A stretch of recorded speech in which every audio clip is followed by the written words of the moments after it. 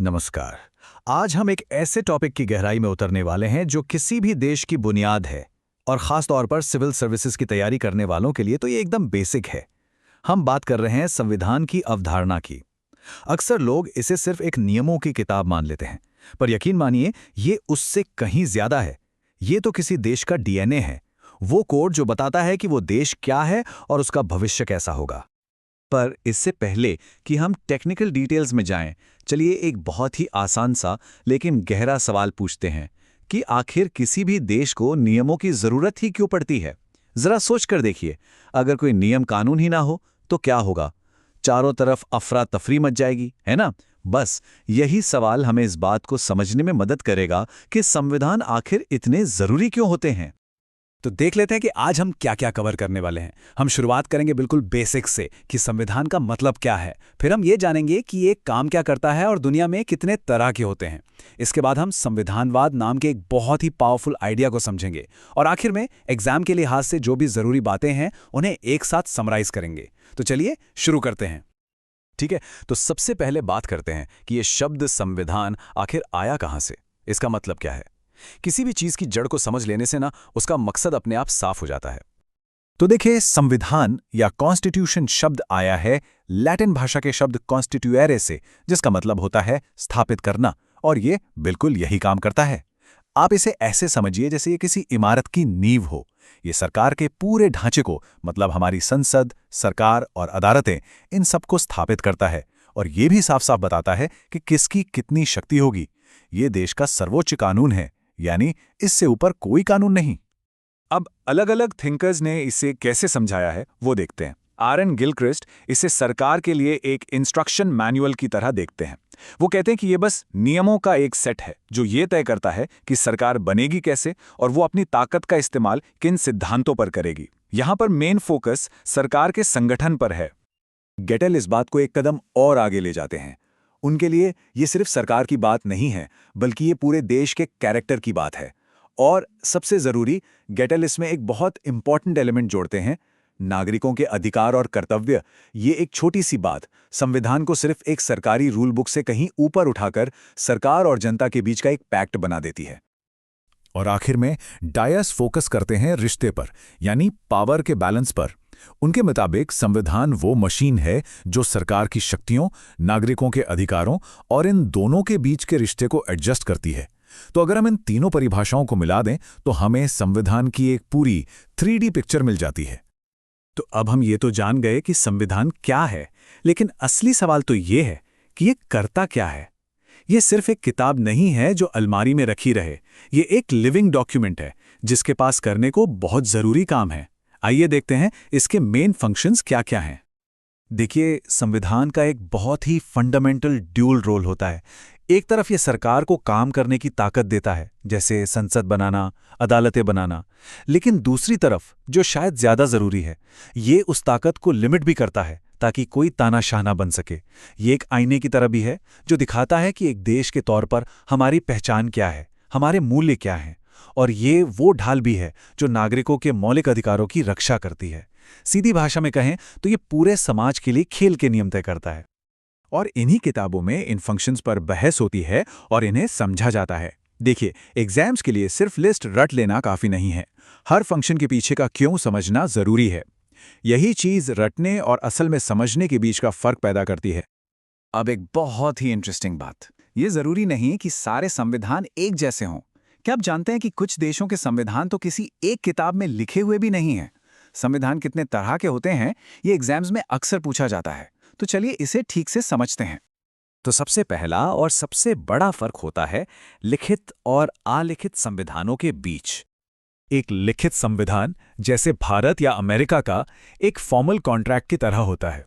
इसे एक खास बॉडी, जैसे संविधान सभा, सोच समझकर बनाती है और एक डॉक्यूमेंट में लिख देती है। वहीं दूसरी तरफ एक अलिखित संविधान, जैसे ब्रिटेन का, एक जिंदा परंपरा की तरह है। वो किसी एक किताब में नहीं है, बल्कि वो सदियों से चले आ रहे कानूनों, अदालती फैसलों और रिवाजों से मिलकर बना है।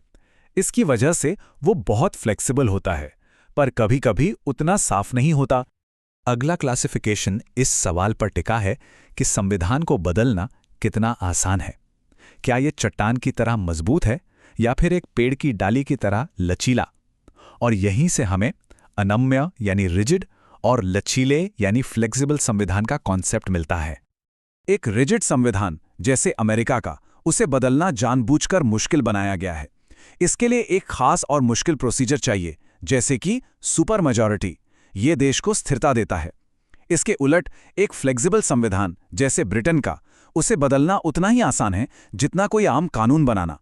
इससे वो बदलते समय के साथ आसानी से ढल जाता है।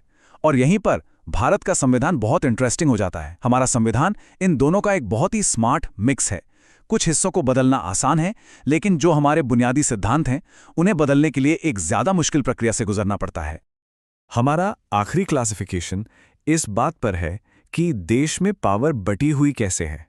क्या सारी ताकत एक ही जगह केंद्र में है, या फिर उसे केंद्र और राज्यों के बीच बांटा गया है? यह हमें फेडरल और यूनिटरी सिस्टम्स के बीच का फर्क बताता है। एक फेडरल सिस्टम में, जैसे भारत या अमेरिका में, संविधान खुद पावर को केंद्र और राज्य सरकारों के बीच बांटता है। दोनों अपने अपने दायरे में काम करते हैं।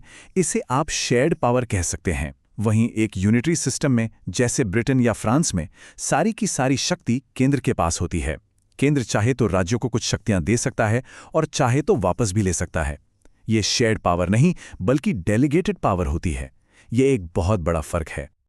अच्छा, तो अब हम संविधान के प्रकारों से आगे बढ़कर एक ज्यादा गहरे और पावरफुल आइडिया की तरफ चल रहे हैं, संविधानवाद या कॉन्स्टिट्यूशनलिज्म।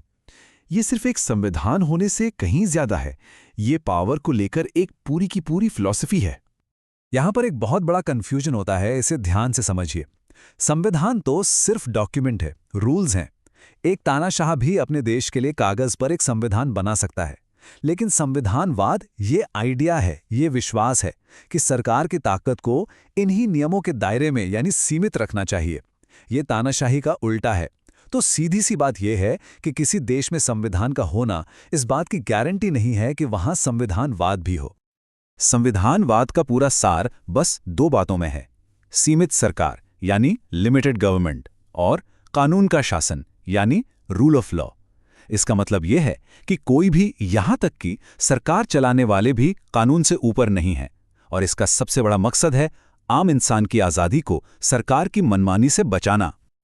और यह संविधानवाद सिर्फ हवा में एक आइडिया नहीं है, ये कुछ मजबूत पिलर्स पर खड़ा है।